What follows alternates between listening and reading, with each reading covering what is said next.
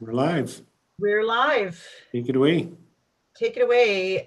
So I'm Lisa DeSoto, CAO at the town, and I will be chairing this Finance Committee meeting for November 19th, 2020. So I will call the meeting to order.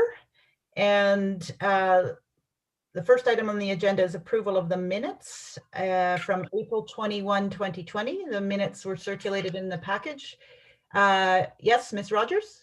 Sorry, I had first to approve the agenda for today's meeting. Yeah, thank you. I'll go ahead and share my screen, then I have that recommendation for you.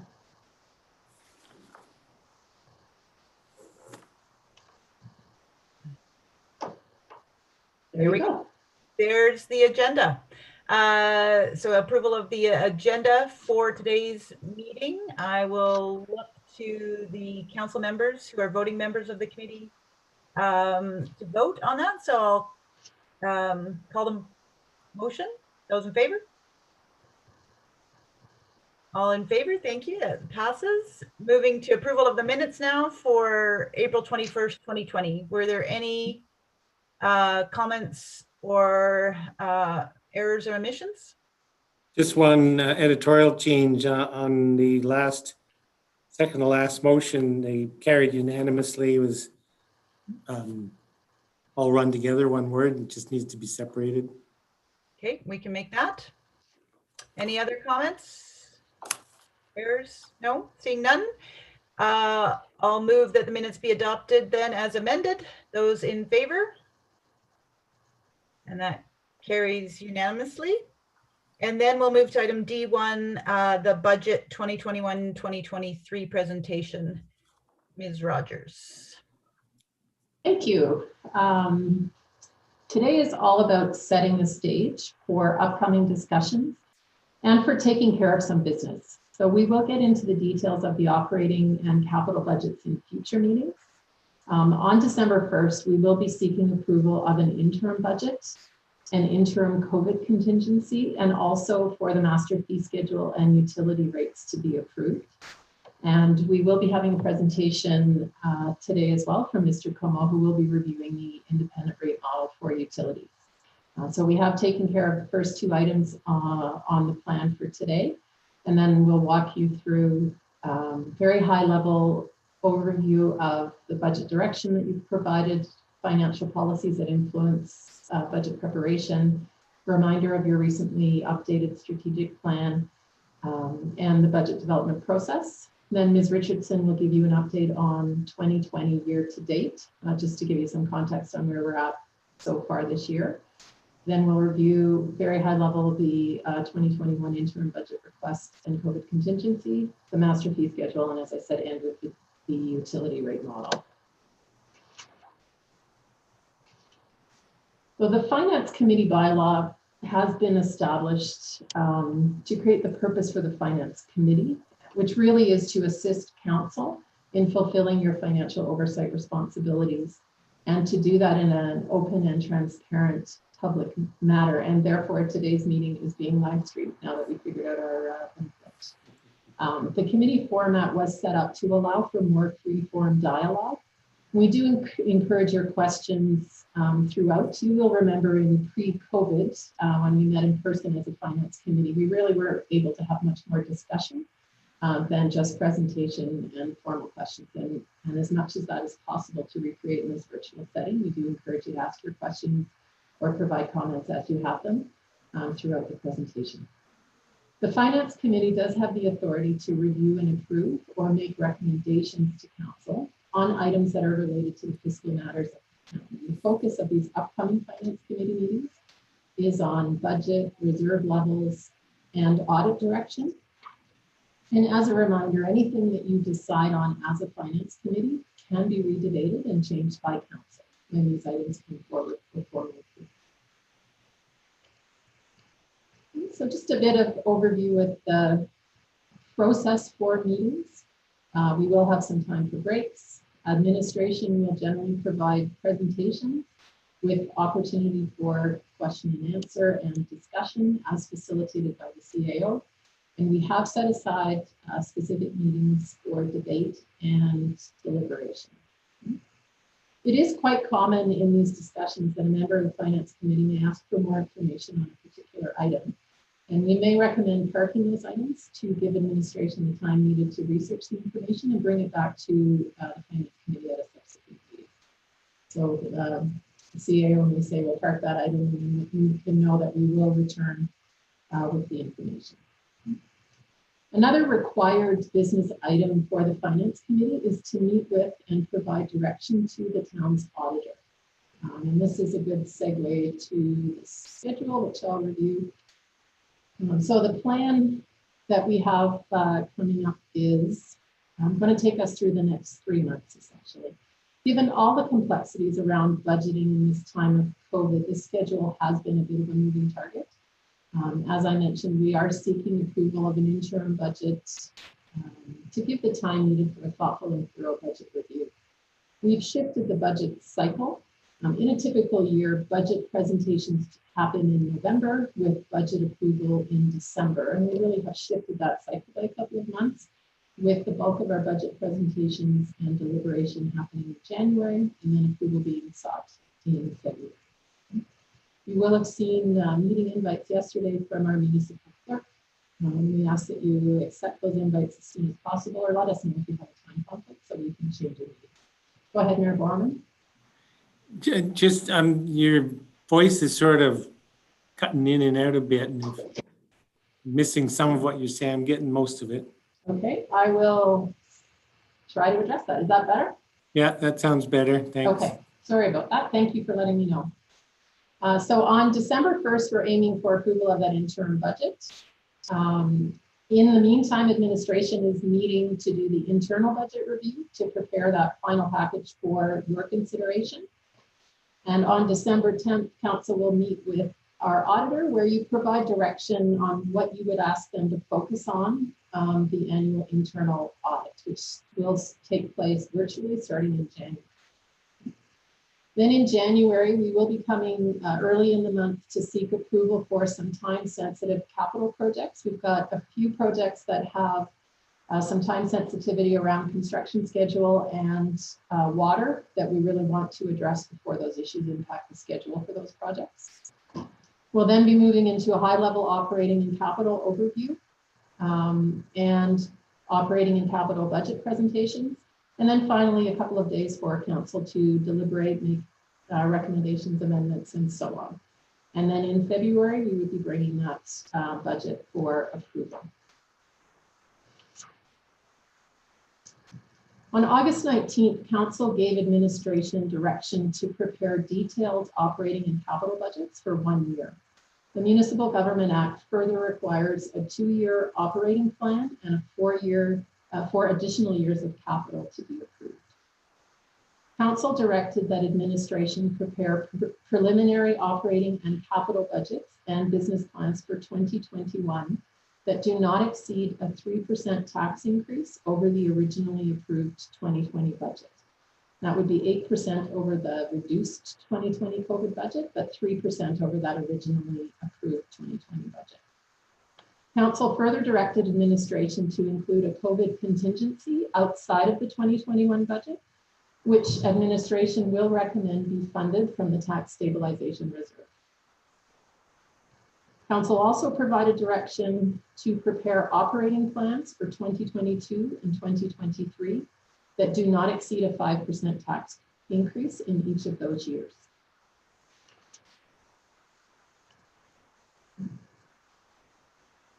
Okay.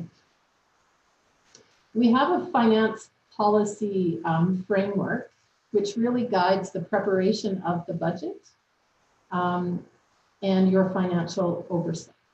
Okay. And we won't be reviewing these in detail today, but we'll in January. And as the mayor pointed out at the Committee of the Whole meeting this week, these policies have really helped us establish a sound financial framework and really do create the foundation for budget development. Several other policies guide budget recommendations and may be referred to as we work through the operating and capital recommendations. And all of these policies are available on our website for your access and for the public to view.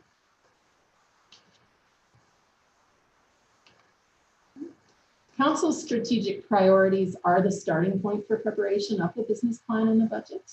And as you know, conditions in Canmore and in the whole world have changed significantly since Council approved their strategic plan in June of 2018. COVID-19, global influences, and budget constraints required an adjustment to priorities.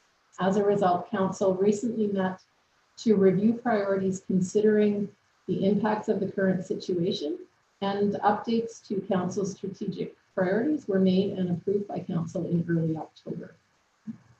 The strategic plan clearly articulates Council's priorities for the remainder of the strategic plan period of 2020 to 2022. However, it is not a list of everything that the town does. The majority of programs, services, and tasks are delivered through regular, routine municipal operations. While these are not listed in this document, they are important and highly valued services to the community, and they do align with the overall vision and goals of the strategic plan. In addition to the direction provided by Council's strategic priorities, many master plans and strategies have been approved by Council for planning purposes and help guide administration in the preparation of the budget. The list is long, and so I may have missed some. But as a bit of an umbrella document, the long-term financial strategy really looks at the requirements of these plans and seeks to provide a long-term framework to ensure appropriate funding levels. And you'll see these plans referred to throughout the budget as recommendations are brought forward. A bit about budget development now. COVID has had a significant impact on our residents and our businesses and on the town. And since the beginning of the pandemic, our operations have been impacted, and many adjustments to plans and budgets have been required throughout 2020. COVID has also impacted our approach to the budget preparation. And as I mentioned, we have shifted the entire process by a couple of months and feel that this has served us well. By doing so, we've actually been able to incorporate the impact of some new funding, most recently the MOST, or the Municipal Operating Stimulus Transfer, to really help offset the impacts of COVID. We are expecting that revenue loss and increased expenses due to COVID will continue into 2021. And as directed by Council, and as we did in 2020, COVID expenses will be funded outside of the regular operating budget. Departments have prepared their budgets and plans to align with Council's strategic priorities and the master planning tools that I just mentioned. So as usually happens, the first draft of the budget has come in higher than Council's directed tax increase. And in the coming weeks, the corporate strategic team will be working with managers to bring the operating budget in alignment with your direction. And we'll then provide options for you for your consideration of those items that exist outside of that 3% tax increase. So you'll have the ability to see what we've taken out to achieve that 3%, and you can then have discussion and debate about that. We have also incorporated the government finance officers of Alberta best practices into our budget preparation. Okay, and with that, I'm going to turn it over to Ms. Richardson, who will give you the 2020 financial update. So I just wanted to acknowledge right off the bat that this financial update is going to look a little different than the ones we usually provide to the Finance Committee. But before we started talking in any greater detail about next year, we really thought it was important to provide an update as to where we are so far this year, particularly since we haven't talked about the finances very much since early in the summer when we talked about that medium impact scenario. So I'm just going to give a very high level update based on our October results, which was the last month end that we have completed. And really what's different this year, I mean, in addition to everything else that's different this year, is that we're expecting variances. Our budget was pre-COVID, we did some adjustments and amendments related to the taxation, but we know we've lost revenue due to the COVID impacts this year, and we've intentionally sought expense savings to offset the impacts of that lost revenue. So the extent to which we're actually expecting to see variances is a bit unique this year. So Ms. Rogers, if you could go to the next slide, I'm going to start with revenues. Perfect. So what I've done here is I've highlighted any variances greater than 250,000. So here I have year to date, so through to the end of October, what our budget was through the end of October, any variances, and then just a general indication of what our budget is for the whole year there on the right. So on the revenue side, I've highlighted any increases of greater than 250,000 in green and decreases greater than 250,000 in red. So that's kind of the chart you're looking at. So as we would expect, the biggest loss of our revenue is in sales and rentals. So 2.5 million through the end of October, and 2.2 million of that is from recreation. So in the medium impact scenario, we had anticipated about 1.7 million in lost recreation revenue through the end of June. But obviously, as the impacts of COVID have continued past that point, there is additional lost revenue. Of the remaining amount, about 300,000 that isn't related to recreation, half of that was in utilities. And again, we have also had the most money announced through that time. So to the extent that we do have lost revenues related to the impacts of COVID, those are, that loss of revenue can be claimed against that money. On the flip side, our transfers are higher than budgeted. Than through the end of October. And that's due to increased transfers from reserves. And that was how we handled the carryovers is at the start of the year. But the main piece lately is, you may recall, how we funded our COVID expenses was through transfers from reserves. So that's where those are captured. Now, if we move to the next slide on the expenditure side. So same thing here, but I've flipped the coloring. There's a bit of a value there. So any increases in expenses, which would be kind of negative, are highlighted in red, and any savings there are highlighted in green. So obviously, again, as we would expect, the most significant savings are on the salaries, wages, and benefits side. Through the end of October, we're 2.2 million under budget. So in the medium impact scenario, we had anticipated about 1.26 million in savings. And that was intentional through, unfortunately, some of the layoffs, impacts due to the closed facilities, some of those pieces. So we were anticipating and intentionally we're saving money in that line item.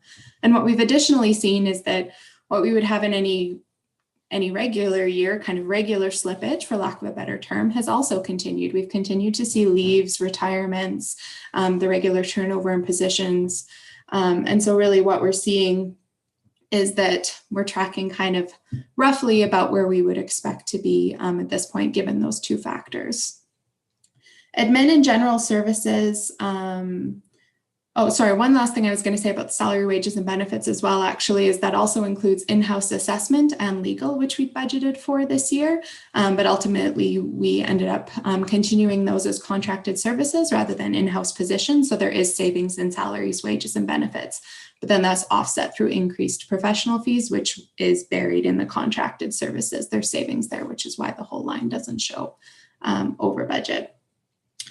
So admin and general services was the next one I was going to talk about. So we're about 500,000 under through the end of October. And many of these line items were where we planned to save to offset those lost revenues. So that includes education and training. There's been 164,000 in saving there. Advertising and printing is down about 80,000, 63,000 in conferences. So there's a lot of individual line items rolled up into that 500,000. And that's where a lot of those savings that we were intentionally making are.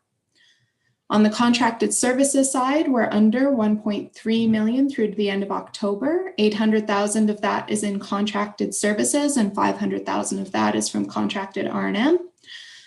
So of the contracted services, about 500,000 of that is in the water utility. So that likely relates to timing around EPCOR. There could be some savings, but we're thinking a lot of that is timing. There's some in solid waste services, and about 200,000 of that is from town operations. And about half of that was, again, what we planned when we were intentionally looking for savings to offset the impacts of COVID. On the contracted R&M side, a lot of that is in streets and roads. And so a lot of that could be just due to the timing of the work and more of that happening this time of year.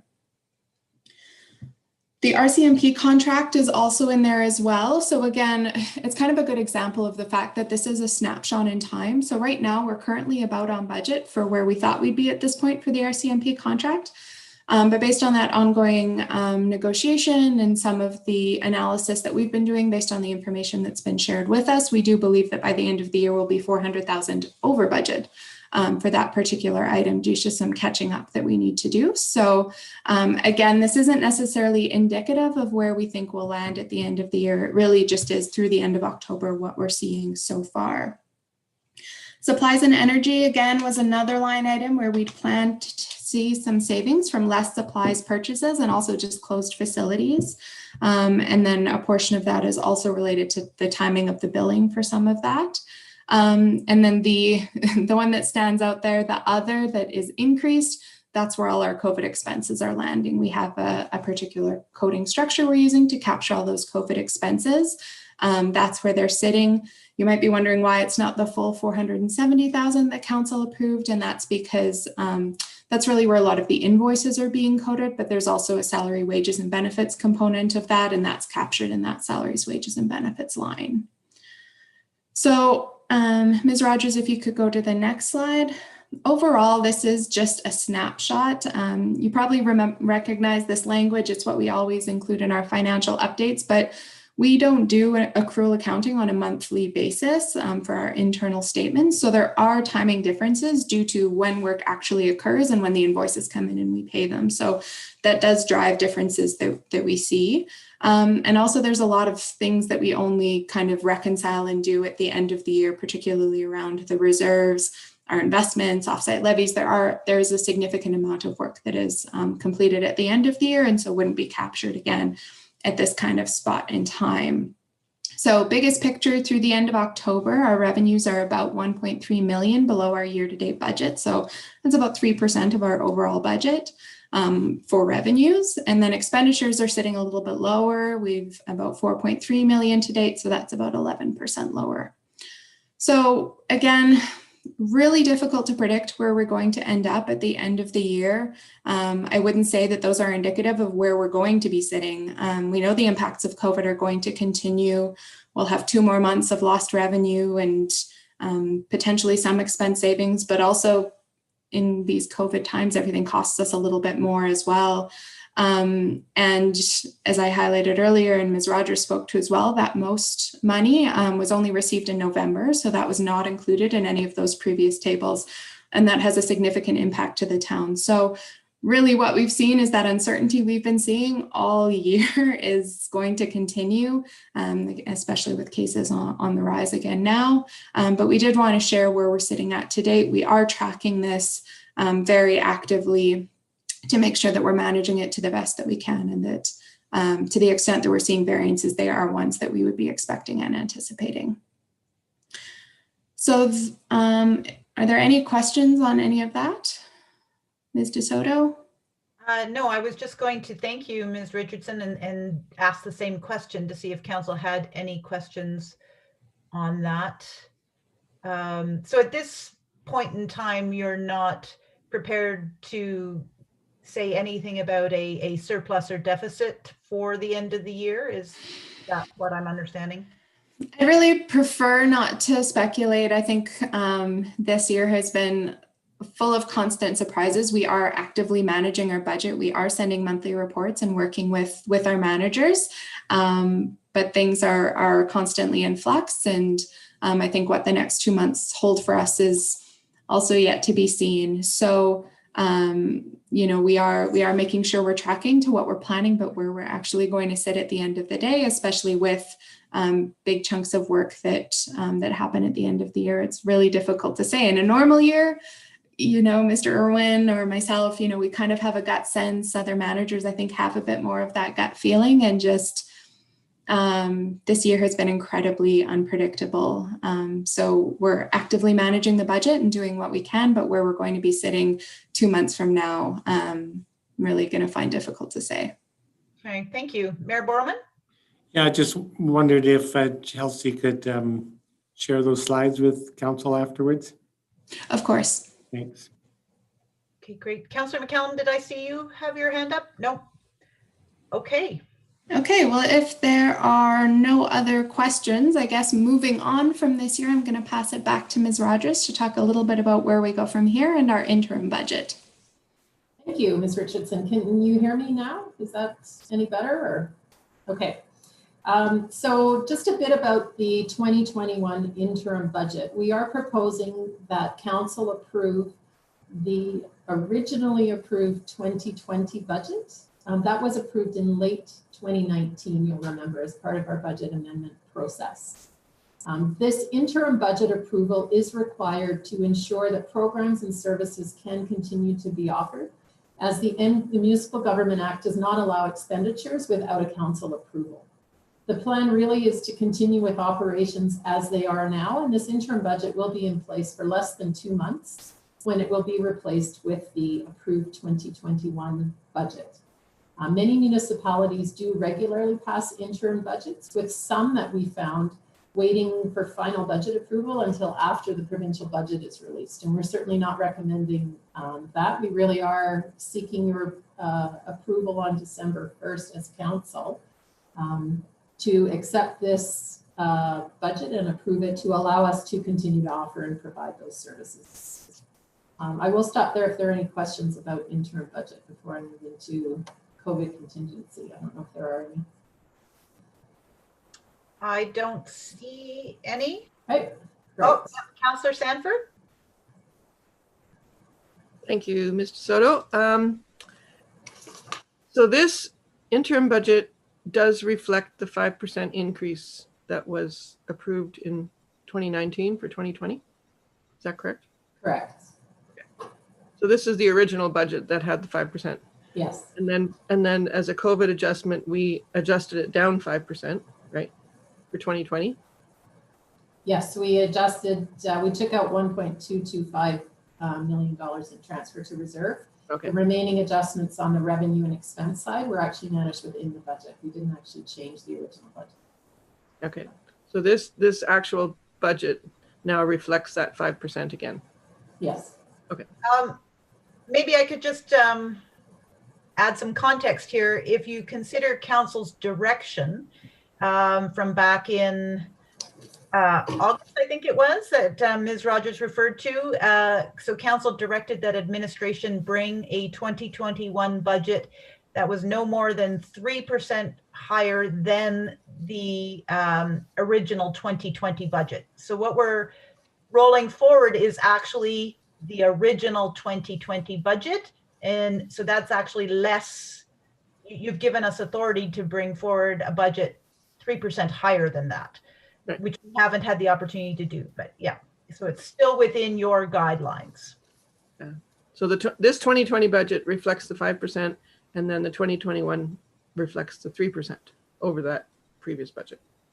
This budget doesn't reflect the 5% or the reduction that we made in May. No, that's what I mean. Yeah, Right. It's the original that includes that 5%.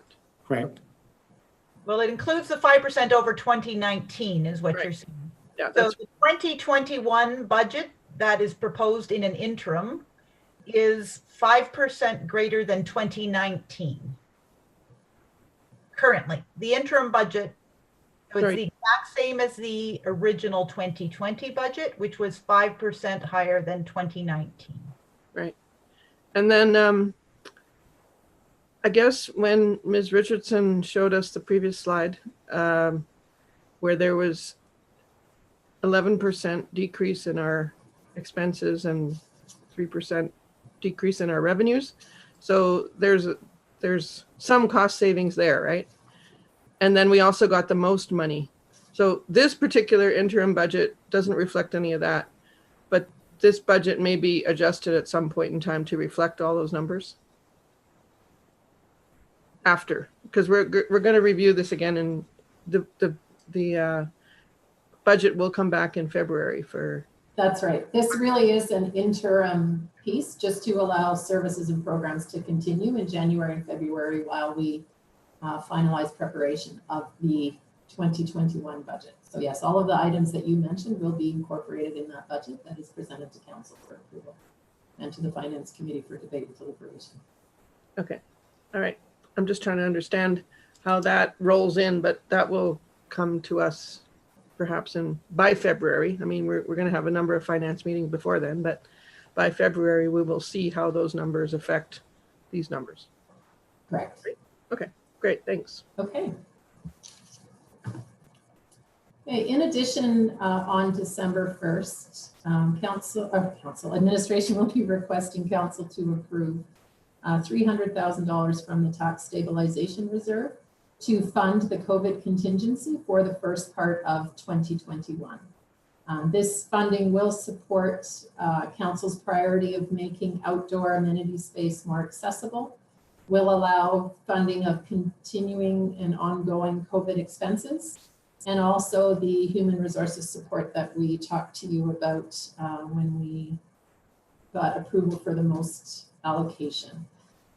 Again, just as a reminder, the human resources team since March has really been full on in COVID response, and a number of the projects that they had planned for this year that really are necessary for us to move forward effectively next year have been put aside, and we need to address some of that work in order to minimize downstream impacts of COVID.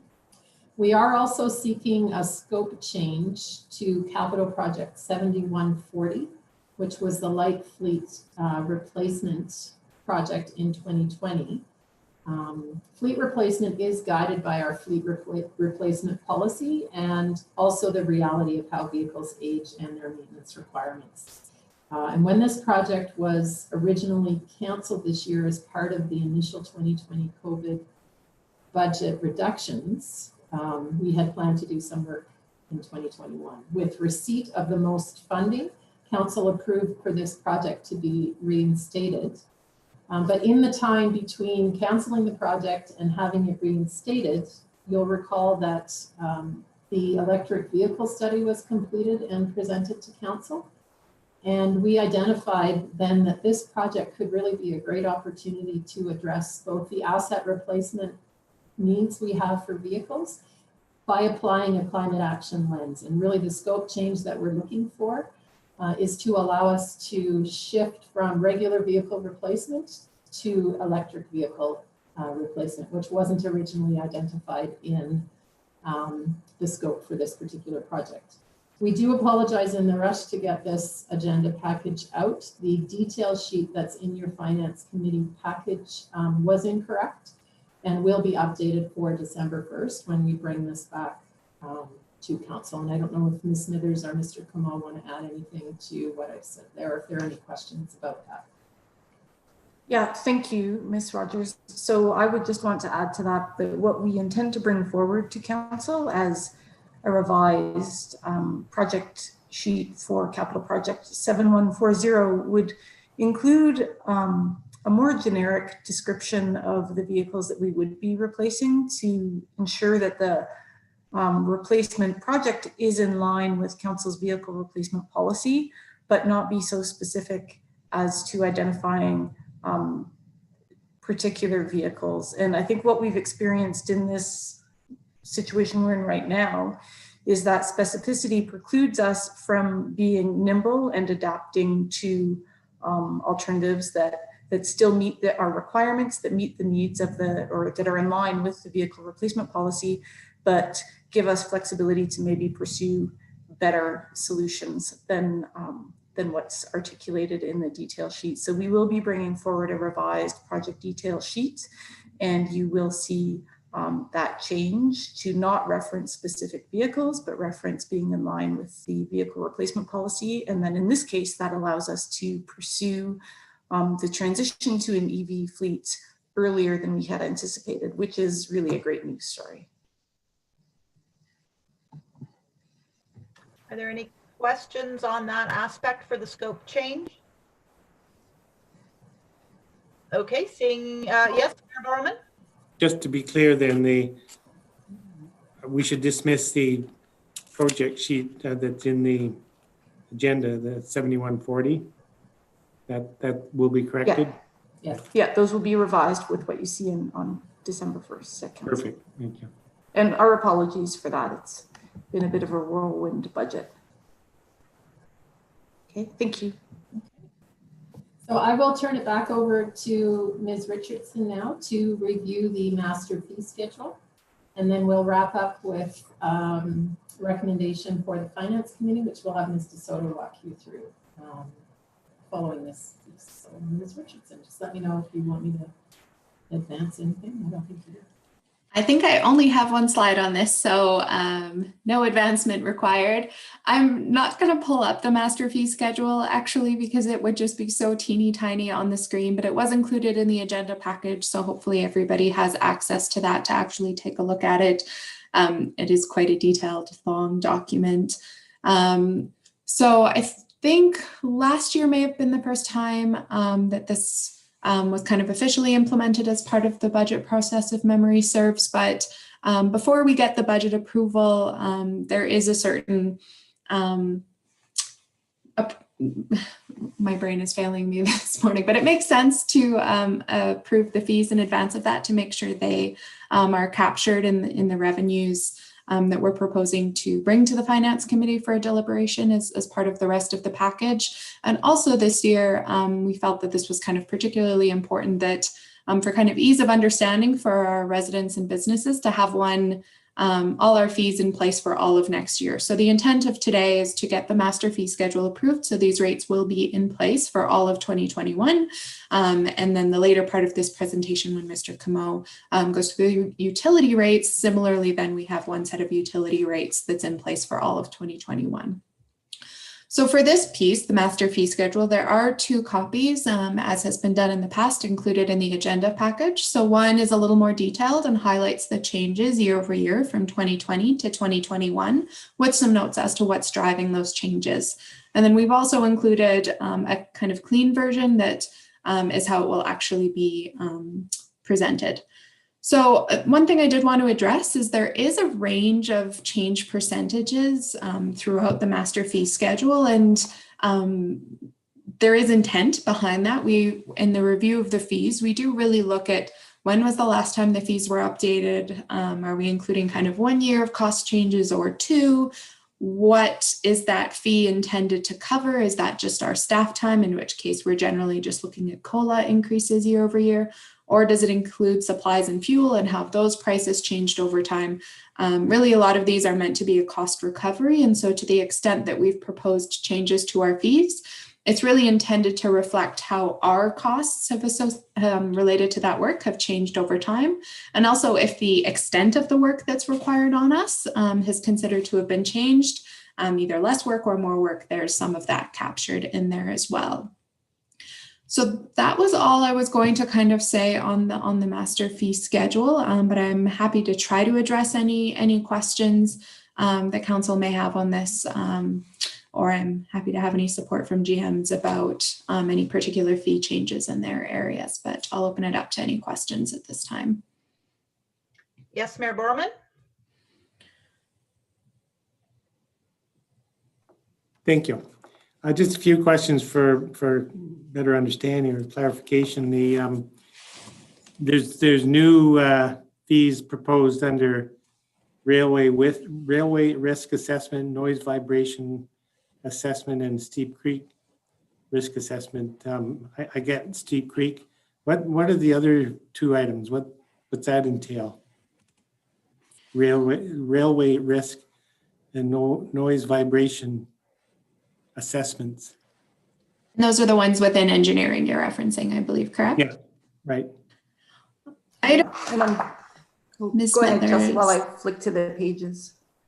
No, that's okay. I was just, yeah, so those 3.07 and 08. Those were new ones that Mr. Sarte had added this year to the fee schedule. I believe those were additions, but other than adding those, I don't believe I have any further details on what those are. So that might be one to take away unless Ms. Smithers has any further detail on that. It is, yes, thank you for that, Ms. Richardson. So it is capturing the guidelines initially proposed by FCM, and that we are tailoring to the Canmore context for requirements for additional risk assessment work and impacts on buildings, which would include noise and vibration and that type of thing, within a 30-meter distance from the railway setback. So because that is extra work that the town has to do for the application review, we want to make sure that those costs are reflected in the application fee. And I believe they're referenced in the engineering design and construction guidelines. I will double check that for December 1st though. That's great. I assumed that was what it was intended to cover. I just wanted to confirm that. Yeah, no, thank you for that. Another question more to satisfy my own curiosity under section 5, heavy fleet and equipment rates. There's annual inflation factors there, but doesn't seem to be annual inflation factors in anywhere else. Why is it just those specific fees that have an inflation factor? So I'll have, oh, sorry. No, go I ahead. was just going to say, Mr. Cabot might want to speak to that after you, Ms. Richardson. All I was going to say is that I think there are slightly different approaches taken in different areas as managers approach their fees.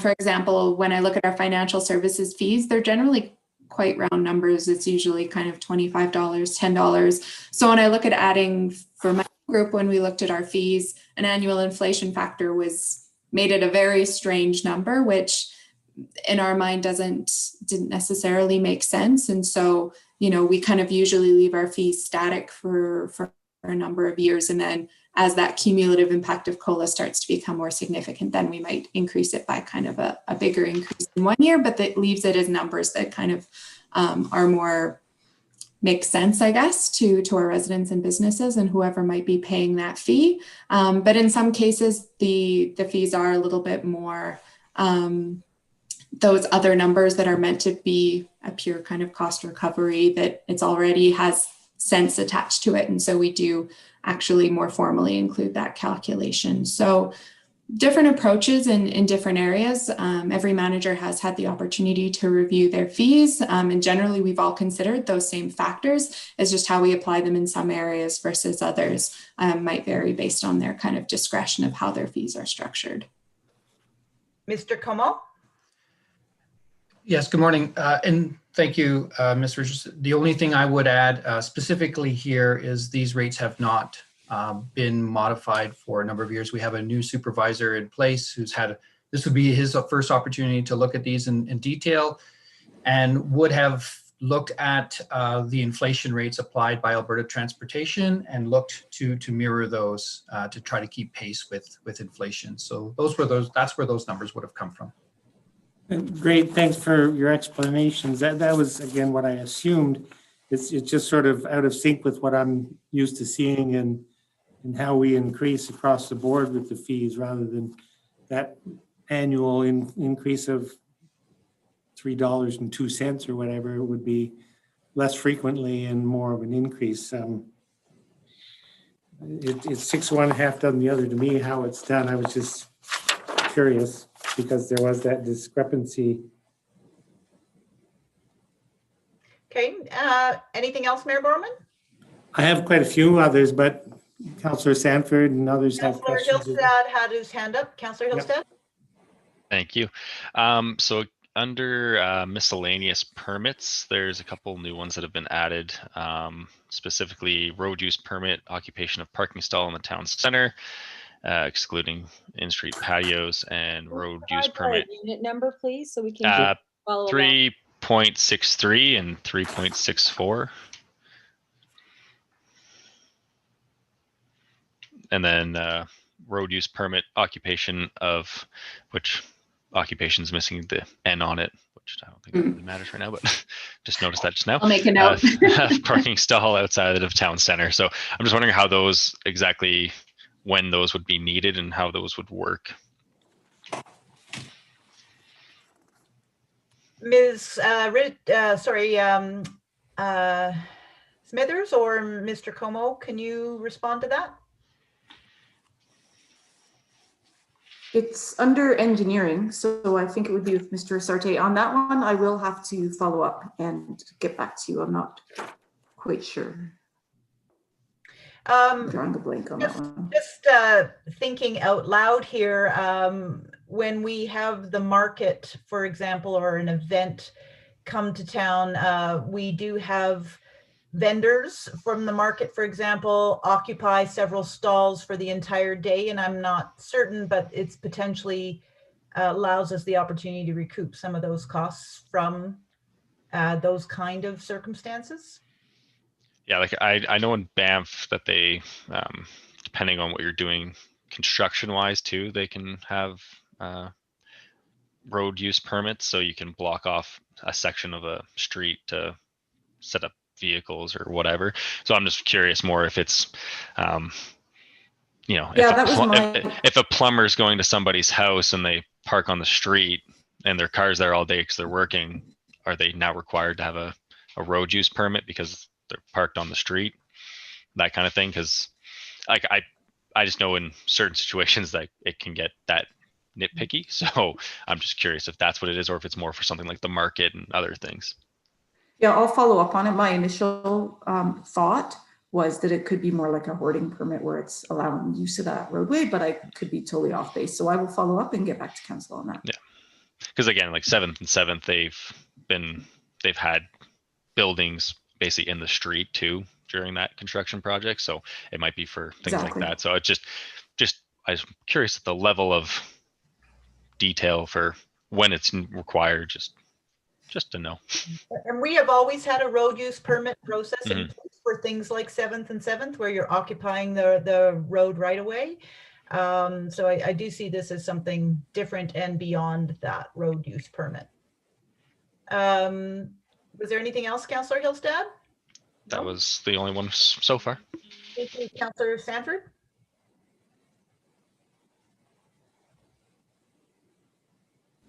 Thank you. This is a very extensive fee schedule that we have. Is this based on a standard fee schedule across municipalities? Or I know that we have some very specific items in here, but is this a standard process that we're following? So generally in my research about how other municipalities do it, it does seem like there is quite a broad approach to how different communities handle it. We kind of have it consolidated into one document, which is how some other communities have it. And then in some municipalities that I've seen, every area, it's more decentralized. Every area kind of has their own fee schedule that they manage. My understanding is, and I hope I get this right, but that there are certain fees that do need to be formally approved by council. I believe that's the planning and development for sure. And potentially some engineering as well, Ms. Smithers, I hope I'm getting this right. But generally, I've taken the historical approach that we've taken at the town of having this one document that summarizes all the fees to a large extent that we charge. Council may recall we took out recreation fees. They historically had been included in this. They were specifically taken out to allow them greater flexibility to respond to market conditions. So all that to say, we're well within the guidelines that that are established, but in terms of best practices, I have seen a significant range of approaches. And so this is something that we can revisit in the future and was on my radar of something to look at this year. But again, with COVID, this was probably not the year to do a holistic process change. This is consistent with how we've done it previously in covering off our requirements. Okay, thank you very much. Mayor Borman? Yeah, if there's no other questions, I'll ask a couple of more. And just to your question, Councillor Sanford, I mean, in the, I guess, 16 years I've been on council, this has been the town's practice all through those years. Just a question around 3.10, the miscellaneous engineering. This isn't new, but I was looking at it and so $100 an hour for a professional engineer. Is that a, I mean, it seems like a fairly good deal. You pay more than $100 an hour for various trades and technicians, service technicians, but and an engineer has a professional degree and perhaps years of experience. Is that number plucked from the air, or is it sort of common practice? Ms. Smithers?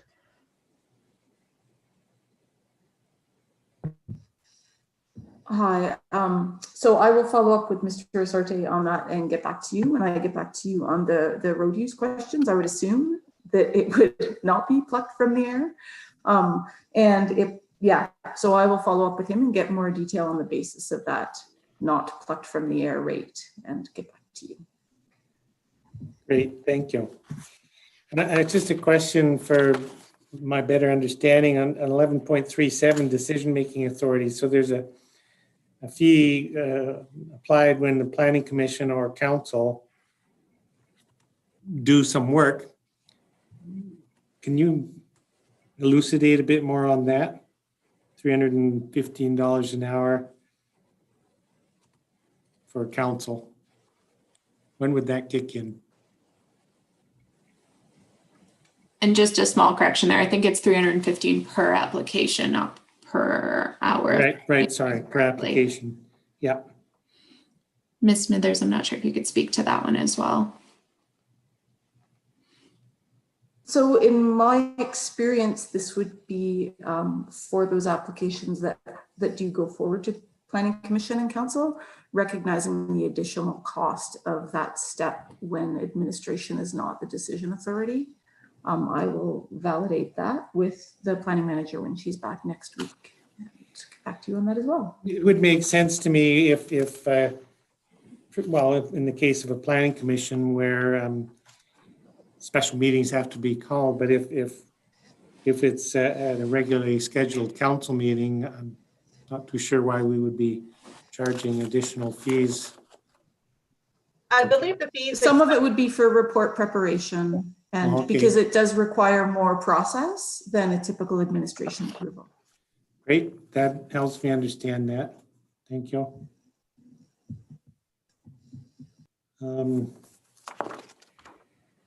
I guess the only other question I have is just a formatting thing. So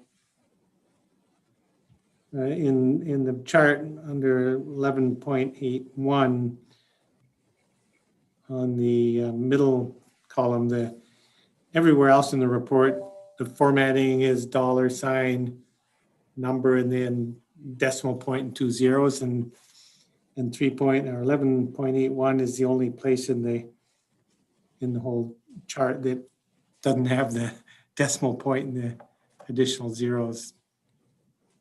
Just an observation. Follow up on that. Council may recall, again, trying to get, there is a legacy of a number of different formats within different departments of their own presentation. We did do a significant amount of work this year trying to kind of consolidate it into a more cohesive, singular document with consistent formatting, but there's still some more work to go there. So I'll try to ensure that's corrected for the final version December 1st. That's great. Thanks for answering those questions. Councillor McCallum?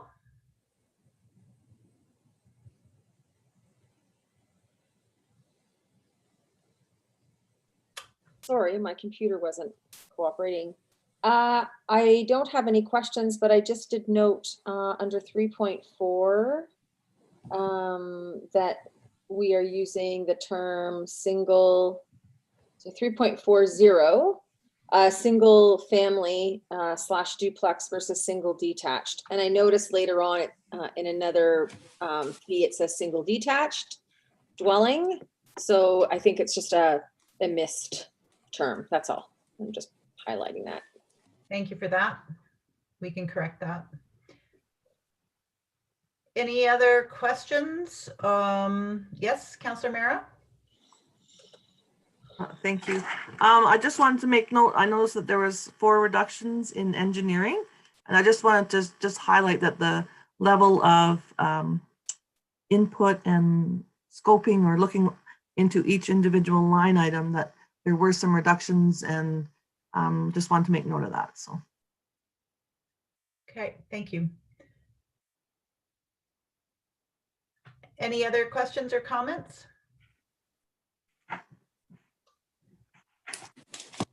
Okay. So Ms. Rogers, is this where you're going to put up the motions? Yes. Yes. Can you see my screen? Yes, we can. So typically what we've done in the past, and you will have noticed in the minutes you just approved from April, where the Finance Committee gave direction to administration to bring something forward to council for approval. So what we were looking for today was your direction as committee to direct us as administration to prepare reports for your consideration at the December 1st council meeting that incorporates the 2021 interim budget and COVID contingency as presented. So just to be clear, that interim budget that we would roll over would be the original 2020 budget as the interim budget. That we would bring you the 2020 master fee schedule as presented. And I think there was note for a few amendments and minor editorial changes, but nothing substantial that I've heard. And also to bring you that scope change to capital project 7140 light fleet replacement as presented. So we put that all as one motion, and I will put that motion on the floor and ask if there's any debate on that. Okay, seeing none then, I'll call the question. Those in favor? And opposed? Seeing none, so that would carry unanimously then. Great. Sorry, Ms. Rogers, did you want to jump in Nope, there? that concludes the first part of the presentation. We will turn things over at this point to Mr. Como for the utility rate model review. I just don't know if council would like to take a quick break. It's a natural time to do that, or we can do that later on. Up to you. The agenda called for a short break now, and I wouldn't mind filling my coffee cup. Okay, well, let's do that. It's 10:07. Why don't we come back at 10:15 and we'll be right back on schedule. Okay? Great.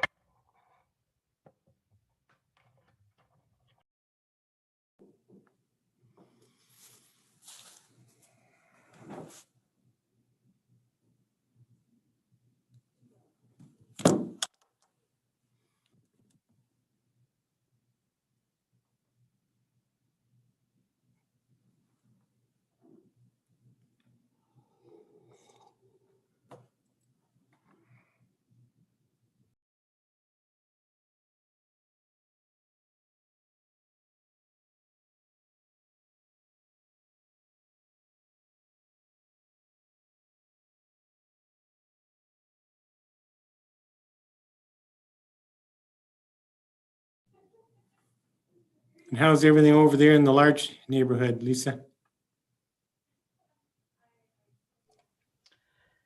It's snowy. That's funny. It's snowing downtown too. And just a reminder, we are still live streaming. Okay, it's all right to chat. Just don't forget you're on camera. Right, we're almost all back. Just waiting for Councillor McCallum and we'll call her back to order.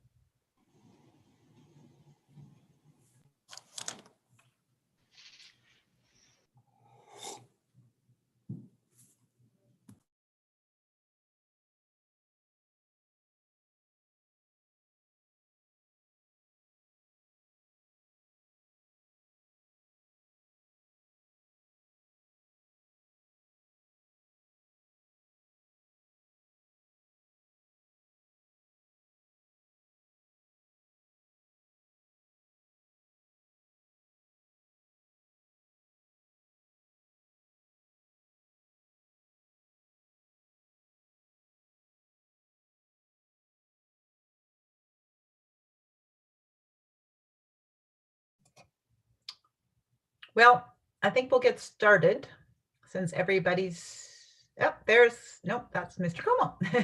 Well, we are moving on to item D2 in the agenda, the utility services overview. And Mr. Como is here to present for the utility. Good morning, everyone. I'm going to just share my screen here so I can.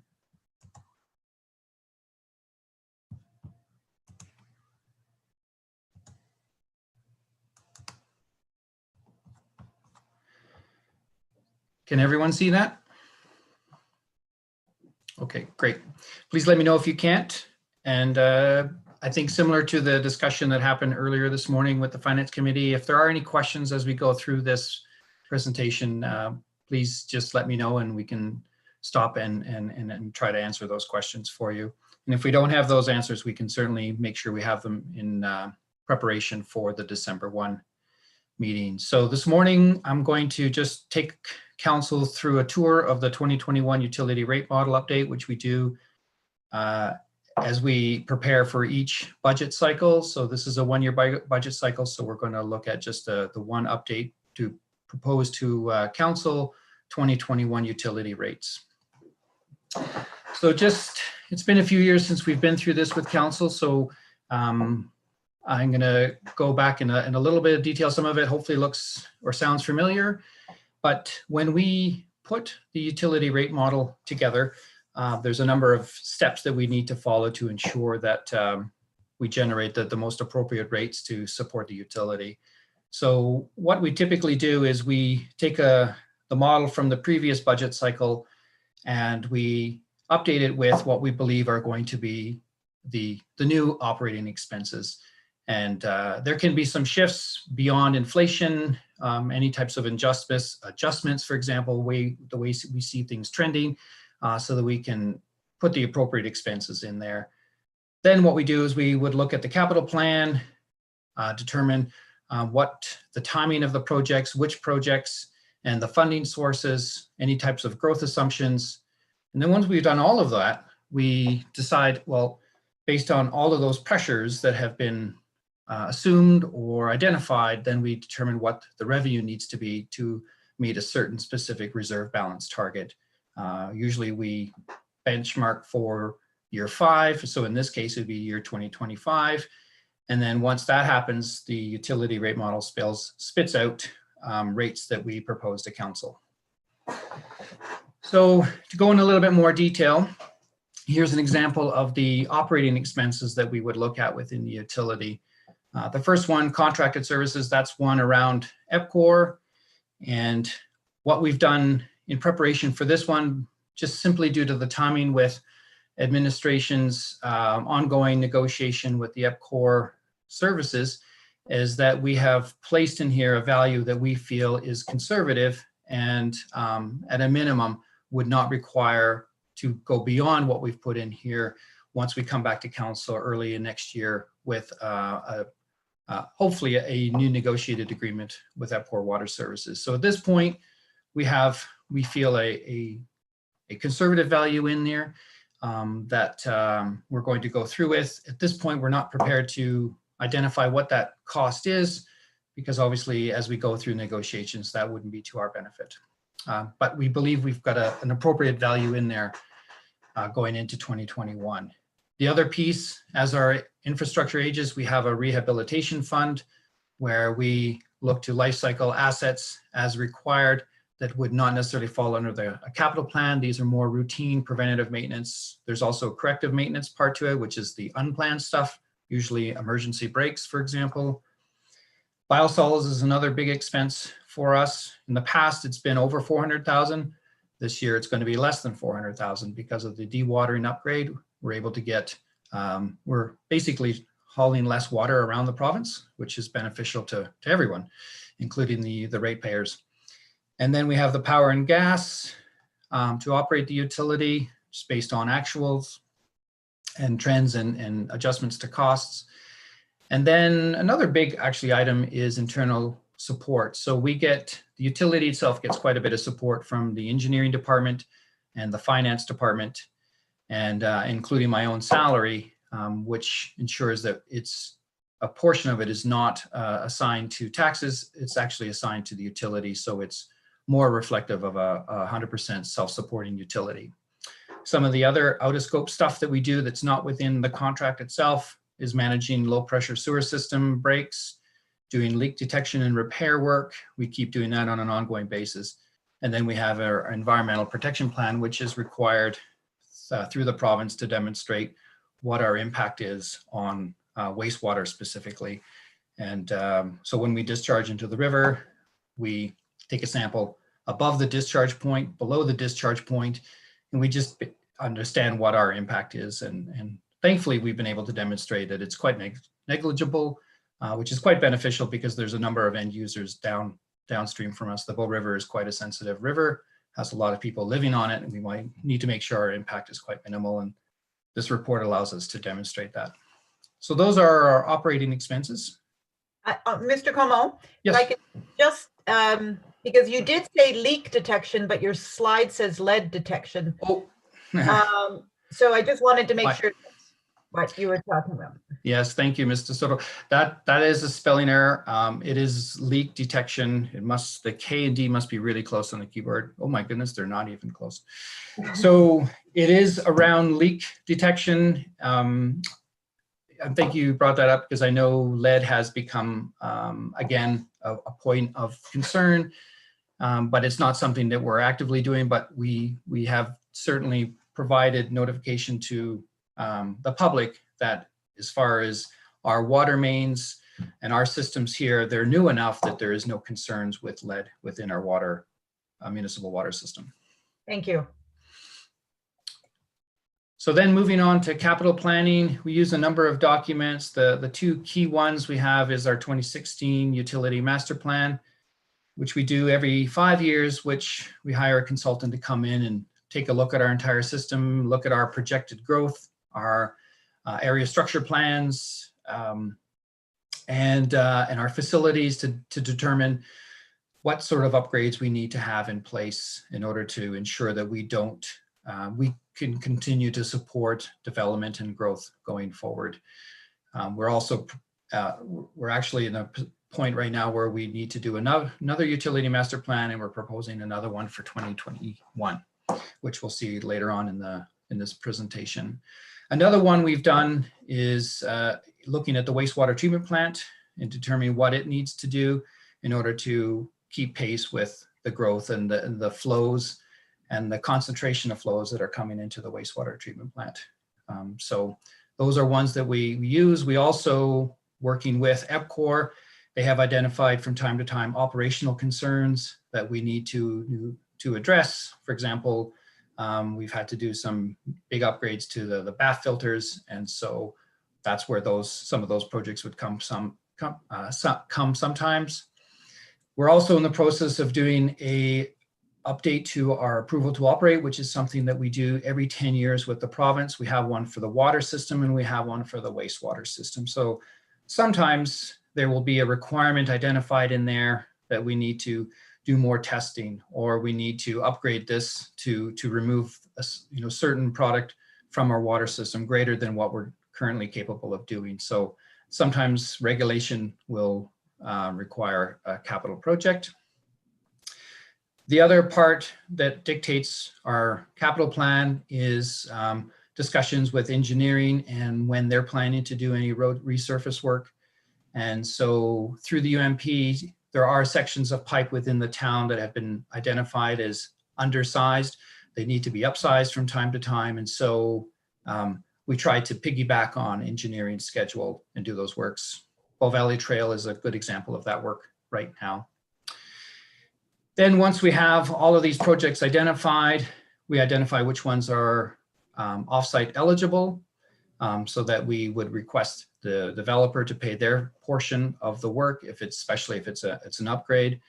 For example, the wastewater treatment plant, all the upgrades that occur there are usually a result of growth. And so we want to ensure that growth pays for growth and that they pay for those upgrades over time. And then we look at other funding sources. We've moved in a direction where we try to, when we replace existing assets, we try to cover those costs through the reserve. And if it's a new asset, especially a large new asset, then we would cover that through debt. So we work with finance to determine what is the most appropriate funding sources. If there's an opportunity for grants, we include that as well, which are a little bit slimmer these days. Mr. Como, yeah, thanks. Just the first bullet there, the utility master plan, and that's quite topical, it seems, in the community right now in regards to the work that Three Sisters is doing to bring their ASPs forward. And I've seen a number of questions from the public around the future impact of development on Three Sisters lands to our infrastructure like this. Just for the sake of that public conversation, could you just detail a little bit more how you factor in future development on Three Sisters lands into the master plan? For sure. In preparation for the master plan, in order to have the most robust plan, we provide the consultant with projections on development. And so Three Sisters is one of our biggest and farthest away developments. And so we take a look at existing ASPs where we think perhaps ASPs may change if that's a question. And we understand the draw of water that would be required to support that development and how much wastewater would be coming. And so then we can take those details and we can look at the plant and say, assuming, we try to make conservative projections on growth because the location and the timing is really what dictates when we do and what we do with any upgrades. And so we take our best guess on the information we have at the time, which is largely the reason why we want to do this on a more regular basis, not 10 years or 12 years, but every 5 years, because things do change.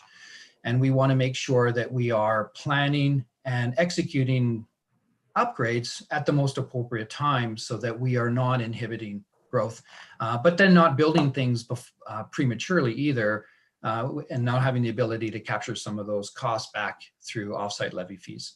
Mm-hmm. So all of that work would have informed more recent projects like the dewatering operation. So we wouldn't have to, once again, address that using dewatering as an example. We wouldn't have to address that again if Three Sisters should start to develop out.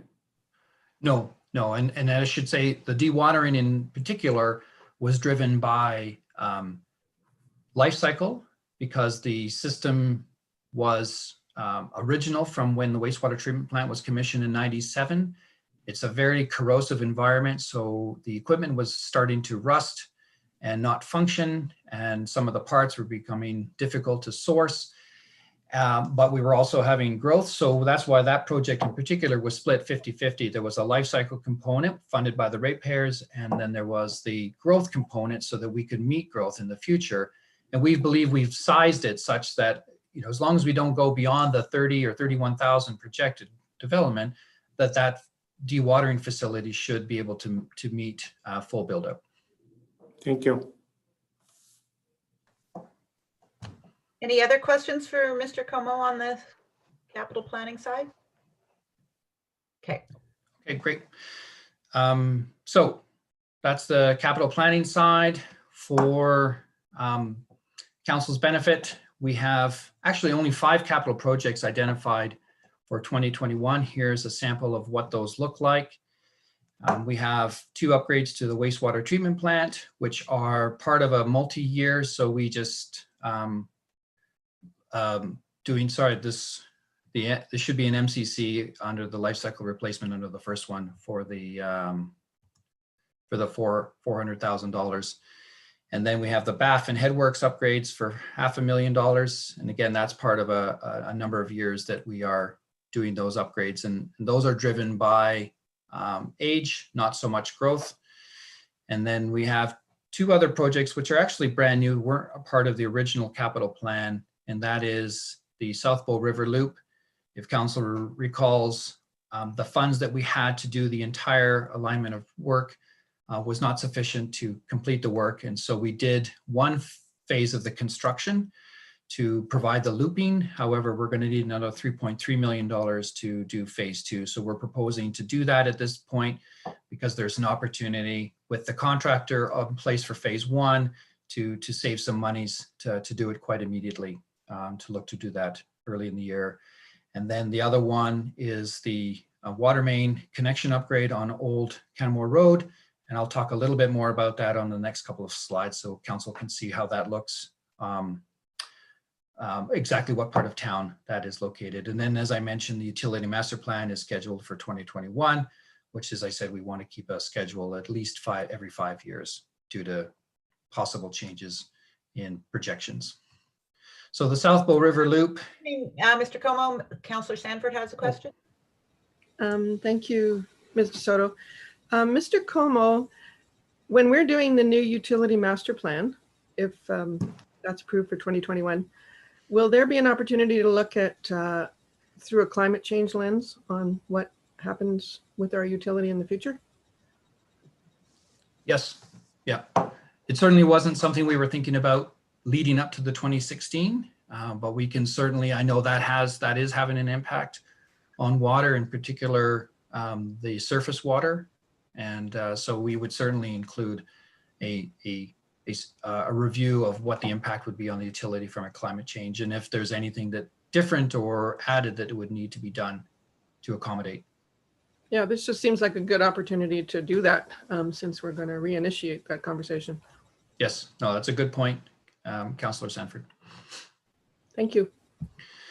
So if council recalls, this is the South Bow River Loop. This here is the wastewater treatment plant, the waste management center, the CPR line, and the Bow Valley Trail. The darkened lines to the waste management center and the wastewater treatment plant are underway, should be completed quite soon.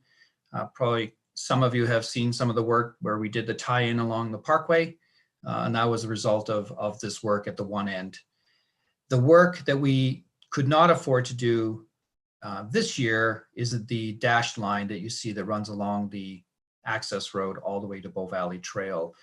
And so in order to get the benefit of that water security we would obviously need to complete that extension. We have the contractor already in place, mobilized, doing the work here. And it is prudent for us to, or that'd be beneficial for us to consider going ahead with phase 2 in 2021 to capitalize on the fact that the contractor is already in place. There's an opportunity for the contractor to take on this work. They had already priced it out, so we'd gone through that bidding through a competitive bidding process. And so there would be benefit to do that sooner rather than later. The other thing I would like to take a pitch at is I know we're looking to bring a plan to council in February for their approval, but this would be a project for council to consider approving sooner rather than later, because if you, as you know, we've talked lots about groundwater, and this is a prime example where there's real challenges with groundwater. This whole area can be quite marshy, and there's also some other challenges. As we look at the alignment along the access road, we have this creek crossing we need to go under, and then we have the CPR line we also need to go under. So a bit of a challenging program or project in general that can be quite more complicated with high groundwater. Yes, Mayor Borman? Just curious about, it looks like it'll be crossing Bow Valley Trail as well.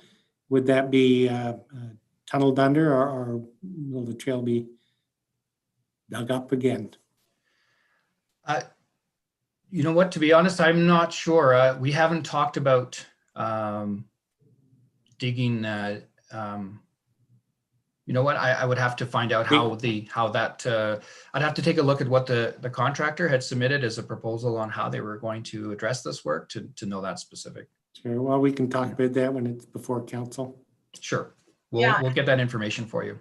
Yeah, so just to reiterate Andreas's point there, we do, and Ms. Rogers was making this point earlier, we do intend to bring you 2 or 3 projects for approval outside of the full capital plan approval. So that will happen in early January is our current forecast for that. Great, thank you. I just thought I would take this opportunity to just give it a little bit of a pitch. And the second one that will come back for early in 2021 is the water main upgrade for Old Kenmore Road. So for reference, here's Bow Valley Trail, again, the CPR line, and here is A&W, and the new pump house, or sorry, lift station 1 is located here. And so as we did the tip 20 work and the utilities that came along with it, we had upgraded or added in this water line along here. And we had actually run out of money with the intent to come back and the work would be to extend the water line. So this is what this project would actually entail, is from the stub point by the car wash, is to extend it along here, the dash line, make a bend and tie it into this water line here. And what that would allow us to do is to get the full benefit of the fire flow improvements that which was the large driver for this project. And so it's about $500,000 funded from reserve, no direct impact on taxes. So that's another project. As we know, there was a lot of challenges with groundwater down here. So this would be another project that we would like to see an opportunity for it to happen sooner rather than later. Mayor Borman? So that project you just described wasn't a part of the initial scope for the TIP 20 project that has been underway. It's a separate project from the TIP 20. This would have been part of the TIP 20, and this is where we had to make some of those hard decisions based on the amounts of monies that we had, where we had to stop the project. So was this project originally funded within the TIP 20 project? Yes. Yeah. As I mentioned, we had run out of funds, so this is something that we were able to get to work to here. This water line is new from Bow Valley Trail. It's stubbed. This is existing, and the idea would be to connect it so that we could get the full benefit of the improved fire flows. Great. And that solid line from pump house number 1, is that already complete, or is that also needing to be done?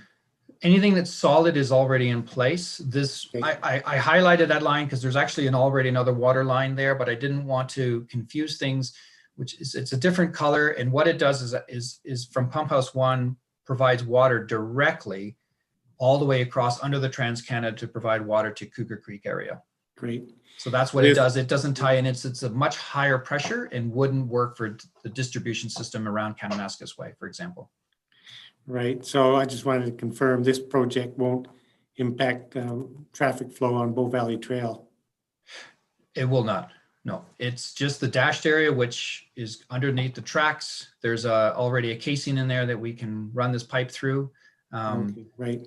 Yeah. So no Great. impact. The other benefit would be is we already have a dewatering area that we have available to the town of Canmore until end of June of next year. This will require some dewatering because of the high groundwater, and we would be able to continue using that dewatering pond. And we might as well use it while we can. So another reason why we wouldn't want to defer this project, and because of the groundwater, it's a project that we would want to have approved sooner rather than later. Great. Thanks very much. All right, so continue on with updating the utility rate model, we'd make a number of assumptions based on trends, things that we're anticipating growth that's coming. And so we look at the system growth, how much we think the system is going to grow. So that's adding new water lines, water valves, PRVs, et cetera, within the system as it extends out. We also look at power and gas use, what we think that's going to increase by based on, and this would be an area where we would, look at climate change, right? The gas is certainly affected very much by climate when we have these significant spikes in very cold weathers. The rehab, we assume a certain percentage of the internal transfers usually follows inflation because that's based largely on salaries. And this is where, and then the last two are where things get a little bit more challenging. On the water consumption side, you can see here that we have a range of what's happened based on COVID on water consumption. So the 15 millimeter meter you see there is the residential sector. And you can see that because people are spending more time at home, not necessarily vacationing, people are working from home, young ones are studying from home, that there's a significant increase in water use on the residential side, which shouldn't be a surprise. However, if we take a look at the 20 to the 100 millimeter, you can see that we are looking at a significant decrease in water use. And the one that's probably the highest one is the water no charge, which is our town facilities. And so with elevation place closed and not needing to provide water to that facility, you can see that it's significantly down. So I think with less people in hotel rooms, we have certainly seen a drop in commercial water use. And so when you level those out, they actually somewhat negate themselves. The one, residential's up, commercial's down, but the overall water consumption comparator between the two, one cancels the other. However, we were talking earlier about consumption growth and consumption growth that we make projections on as we build the utility rate model. And we're not hitting the mark that we would usually hit when we look at additional consumption growth. And the reason we haven't hit that is if we look at new accounts, the number of accounts this year right now is sitting at about 35 new accounts overall. Typically, we would have over 100 new accounts each year. And 100 accounts can generate, just in fixed rates alone, close to $75,000. And so when those new accounts don't show up and the corresponding consumption doesn't come with it, then it starts to have an impact. So even though residential's up, commercial's down, overall that's equals the overall growth in the number of accounts and the consumption that go with it has had an impact on the utility. And we project that that's going to finish the year at about a $300,000 reduction in revenues than what we had originally projected in the budget preparation 2 years ago. And that's an important piece as we go through how we build the model, because usually we, as I said, put the model using conservative assumptions. Generally, we would have expected to hit that 300,000 that we're not projected to hit at this point and beyond that. And what that allows us to do is to provide more funds into transfer to reserves, which continues to provide the reserves at a healthy balance, which then we try to use to fund projects that look at replacing existing assets. So that's pretty important, because as we go into the next slide in preparation for the utility, what we usually do is we would take the current approved budget for 2020, the last year, and right now it's at basically $10.9 million. And historically, what has worked really well is we add 5% increase in revenue, and that has allowed us to meet that target of $8 million in the reserve in year 5 or 2025. Now, it took us a little while to figure this out, but because we weren't getting that revenue, it was we were looking at rates that were much greater than what would be reasonable. So here's when we take 5%, we get $11.4 million budget, but that's assuming that we're actually going to hit $10.9 million with the projected number of new accounts and consumption that would go with it. That wasn't the case. We're actually closer to $10.6 million. So when we look at what that jump's going to be, it's a significantly larger jump than just 5%. And so in order to satisfy that, the rates had to be much greater. So even though we were looking at 5% more in revenue, the rates were greater than 5%, over 6%, which was not reasonable. And it actually took us a while because this was new territory for us to understand what was the best approach on how to manage this. And so what we decided to do is, well, we need to readjust the base from not the 2020 budget, but actually the 2020 actual, based on our best projections at this time. And like I said, that's $300,000 less than budget. And so then applying now the 5%, instead of 11.45, we're actually more 11.1%. And so when we do that, we end up with more appropriate rates that are going to be less than 5% that I can walk you through in a couple of slides. And like I said, we often use figuring out what that revenue increase needs to be in order to satisfy the utility reserve balance. And you can see here your yellow, this yellow dashed is year 2025, 5 years from now, and you can see that we are keeping pace. We are going to be above the reserve target that we projected for that year, which is $8 million. And so it's following what we've historically done, and has historically worked for the utility, that we would stay above the reserve target. Sorry, Mr. Como, what are the two lines? There's no legend there. Oh, sorry. The red line is the reserve target. And you can see every 5 years it goes up an increment. And then the blue line is actually what the reserve balance is. Okay, thank you. And so right now we're below the reserve, but like I said, with the expectation that in year 5 we would be above the reserve target. And that's the case right now based on the, again, 5%, but it was appropriate to add the 5% to the 10.6 and not the 10.9. And so the new base with the 5% gets us 11.1. We are now above the budget, or sorry, the reserve balance target for 2025. And now we can take a look at what the impact is on the rates. So we've taken the new base with the expectation at some point we would be back to normal again.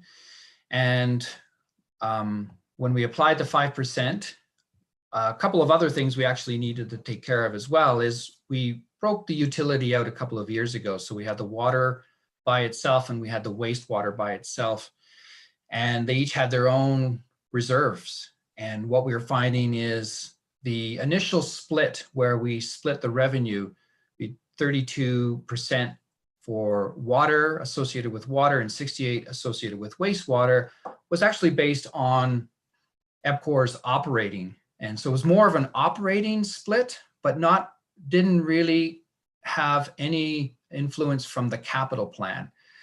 And so as we developed the utility rate model, we have a number of water specific projects that are coming.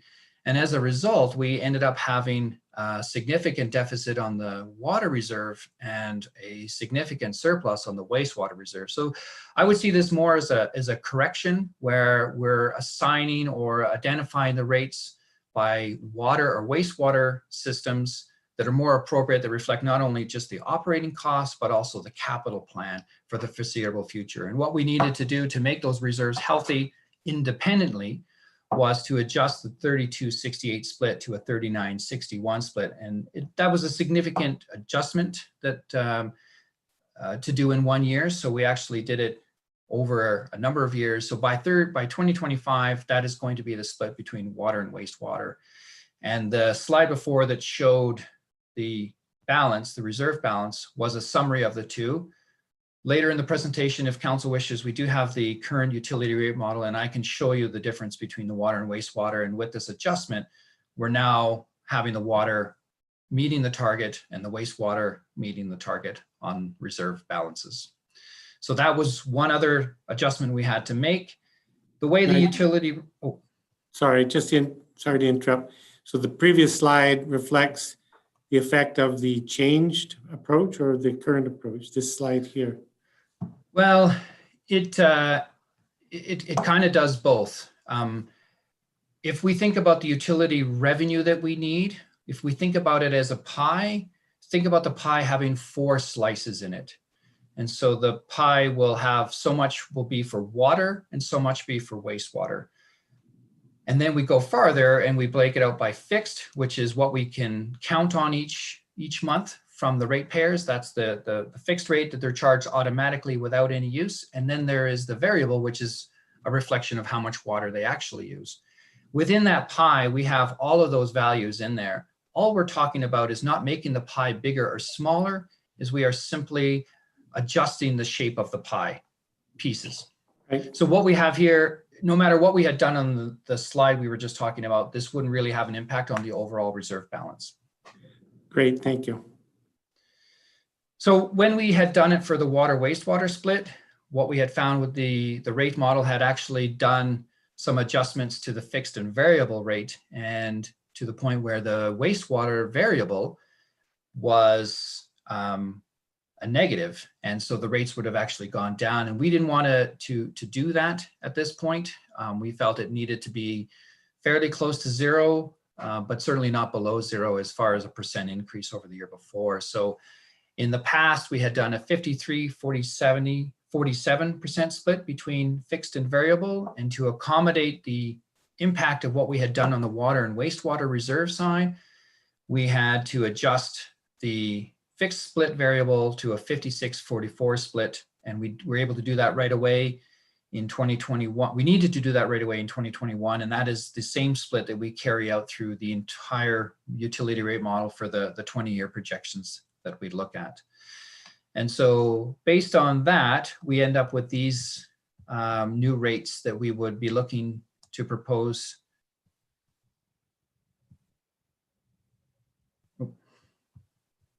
Sorry about that. Looking to propose to council in December. The overall impact to the ratepayer, assuming that they use the average amount of water, which is 15 cubic meters a month, is 3.4%, or just over $20 a year is what the impact is. If you break it down farther, because of those ratio splits we had to make between the water and wastewater fixed and variable, you can see what the individual rates increase by. So from 1822 to 1958 fixed per month on the water side, it's a 7.5% increase in rates. And if we look at the water variable, it's a 5.5% increase in rates, much greater than the 3.4. But conversely, on the wastewater side, the fixed only went up 2.7%. And the variable, which is, I said, the one that was at a negative at one point, while we had to change the ratio, is sitting at 0.8% increase. And which makes sense from what we just talked about, is that we needed to generate more revenue on the water side, which is why those have grown so much greater. But the wastewater side, conversely, would grow less because the overall shape of the pie does not change. And that's why those ones are lower than the 3.4%. And you roll those all up together, add 15 cubic meters a month consumption. And like I said, the average household will have a 3.4% increase in impact to their home, about $20 a year. On the commercial side, it's a little bit harder to demonstrate what the impact is. What we've historically shown council is the same thing, the impact, the overall impact when you put all of these numbers together based on their average consumption, which again varies much greater than it does for the residential sector, can range anywhere from 3.1% to 3.6% increase. So that would be the impact on the business based on their business type and meter size. And those would be the rates that we'd be looking to bring forward to council on the December 1st meeting for approval. And that's the background, how we got there. Sorry, it probably sounded very confusing to follow, but that's the end of my presentation if there are any questions from council. Thank I have to say, I thought it was well presented. It was easier to follow than you may have thought. Oh, thank you. I do have a question, Mr. Como. So I think I understand that the fixed rates are going from being 53% of the size of the pie to 56% of the size of the pie. Is that so? We're increasing the amount of the pie that we're generating through the fixed rates. A pie piece versus the size of the overall pie. Exactly, the pie piece. So Yes. if you think of the pie being 100, we used to get 53% of that from fixed rates, and now we're going to 56%. And I think that's important, and I wanted to understand if that's strategic in any way, because it provides a certain level of revenue certainty, because a fixed rate is just as it sounds, it's fixed, whereas variable rates are really where we've seen that fluctuation that you showed us earlier due to COVID. That's probably mostly in the variable rate, right? Because fixed rates are fixed. So that's revenue you can count on. The variable, you really don't know, that you're at the mercy of the consumer. Right. And so the consumer has, I guess the other way of looking at it, has less ability to influence their overall costs, because, well, that's influenced through consumption. So the only way to lower your bill is through consumption and using less. But the way we've split the rates is we're getting more from the fixed. We've always struggled with that, right? Because we have a utility where we're selling a commodity that and we also promote water conservation. So there's a little bit of a dance, I guess, to get the revenue adequacy needed to support the utility. And this will give us a little bit more revenue certainty, is what I'm interpreting. Is that correct? That's correct. Absolutely. Yeah, there's 3% more money that we can count on, going from 53 to 56%. Okay. Councillor Sanford.